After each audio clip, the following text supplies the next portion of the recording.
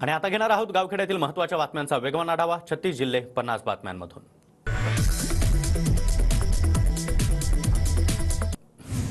वर्षभरामध्ये 2 वेळा कर्ज घेऊन परतफेड करणाऱ्या शेतकऱ्यांना प्रोत्साहनपर अनुदान योजनेचा लाभ. कोल्हापुरातील 35,000 शेतकऱ्यांसाठी राज्य सरकारचा विशेष अध्यादेश. शासनाच्या वेबसाईटवरील कागदपत्रांच्या आधारे मराठा कुणबी दाखले द्या.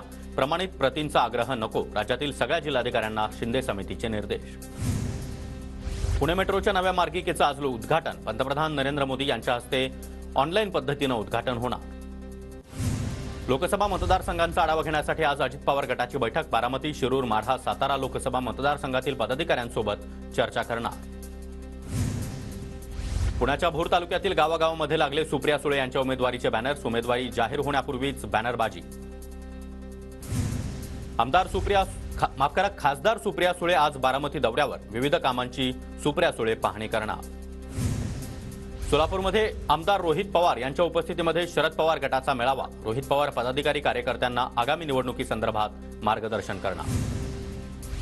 बारामती मतदारसंघामध्ये सुनेत्रा पवार यांच्या उपस्थितीमध्ये भव्य महिला मेळाव्याचं आयोजन. राष्ट्रवादीच्या विकास कामांची आणि महिलांसाठी असणाऱ्या योजनांची सुनेत्रा पवार यांच्याकडून माहिती. नंदुरबार लोकसभेसाठी आमदार केसी पाडवींचा उमेदवारी घेण्यास नकार, तर आमदार शिरीष नाईक उमेदवारीसाठी इच्छुक. रत्नागिरी सिंधुदुर्ग लोकसभा मतदारसंघाचा भाजपकडून सर्वे. मतदारसंघामध्ये कोणाची ताकद जास्त याचा अंदाज बांधण्यासाठी भाजपकडून सर्वे.